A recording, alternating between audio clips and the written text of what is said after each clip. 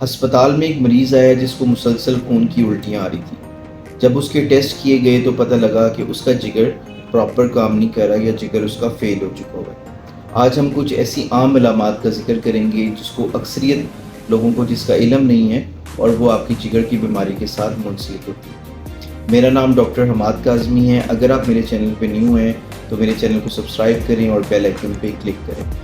पहली अलामत है नींद का डिस्टर्ब होना। अगर आपकी नींद डिस्टर्ब हो रही है तो वो आपकी जिगर की बीमारी के साथ लिंक हो रही है। असल में क्या होता है, हमारे जिगर का जो रोल है, फंक्शन है, वो जिस्म से फाजल मादों का अखराज है, जिसमें से एक फाजल मादा अमोनिया होता है। ये अमोनिया जब हमारे जिस्म में जमा होने लग जाता है तो वो खून के रास्ते दिमाग में जाता है और हमारी स्लीप को डिस्टर्ब करता है। उससे होता क्या है कि एक तो नींद हमारी दिन ब दिन कम होती रहती है और जो बाकी दिन का हिस्सा है वो गनूदगी की हालत में गुजरता है। दूसरी अलामत है भूख का कम होना। आप जैसे जानते हैं, जब मैदा आपका डिस्टर्ब होता है तो वो आपके साथ साथ जिगर भी डिस्टर्ब होता है। इसी तरह जब जिगर डिस्टर्ब होता है तो वो मैदे को भी लिंक करता है। रोल क्या होता है कि जिगर कुछ रतूबतें खारिज करता है जो कि आपके खून को, अपने खुराक को हज़म होने में मदद देती है। अक्सर मरीज़ आते हैं, वो कहते हैं कि डॉक्टर साहब हमें सुबह नाश्ता कर लें तो दोपहर भूख नहीं लगती, रात में भी भूख की क्वांटिटी कम होती है। पहले ऐसा तो होता कि हम नाश्ता भी अच्छा करते थे, दोपहर खाना भी ठीक खाते थे, रात का खाना भी ठीक खाते थे। तो ये आपकी जिगर की खराबी की वजह से हो सकता है।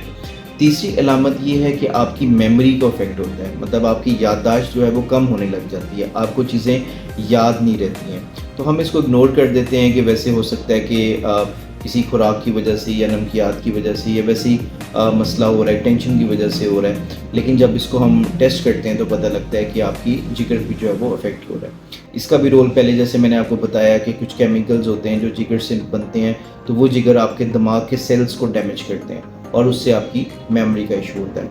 उसके अलावा आपकी अगर जिगर को मुतासिर हुआ हो, थकावट महसूस होती है, गैर मामूली थकावट है, मतलब आपने काम भी नहीं किया लेकिन फिर भी आप जो है वो थके थके महसूस होते हैं और आप प्रॉपर अपना काम नहीं कर पाते। इसकी वजह ये है कि आपका जिगर जो है वो ग्लूकोज़ को रिटेन करता है।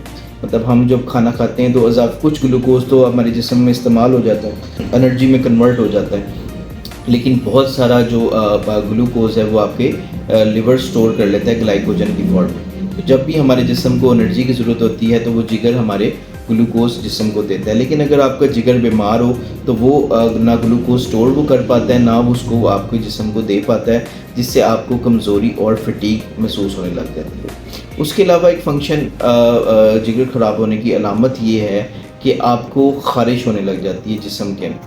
तो अक्सर हम कहते हैं शायद हमें कोई स्किन का मसला है, डर्माटोलॉजिस्ट के पास चले जाते हैं, लेकिन जब उसके टेस्ट परफॉर्म होते हैं तो पता लगता है कि हमारे जिस्म में बाइल जो है वो ज़्यादा बन रही है और उसकी वजह से ख़ारिश है। तो अक्सर ख़ारिश की बीमारी उसमें तो हम लोशन वगैरह को दे देते हैं, लेकिन जब आपको जिगर की वजह से ख़ारिश होती है तो उसमें हम कुछ अद्वियात जो हैं वो तजवीज़ करते हैं। उसके अलावा एक बहुत आम जो अलामत है वो आपकी आँखों की पिलाहट है, पेशाब का पीला आना है और जो आपके जिस्म की रंगत है उसका पीला होना है। ये भी आपकी जिगर की खराबी को ज़ाहिर करता है। कोई भी आपको बंदा देख के बताता है कि तुहानू जिहड़ा जिगर दा मसला है, ठीक है ना।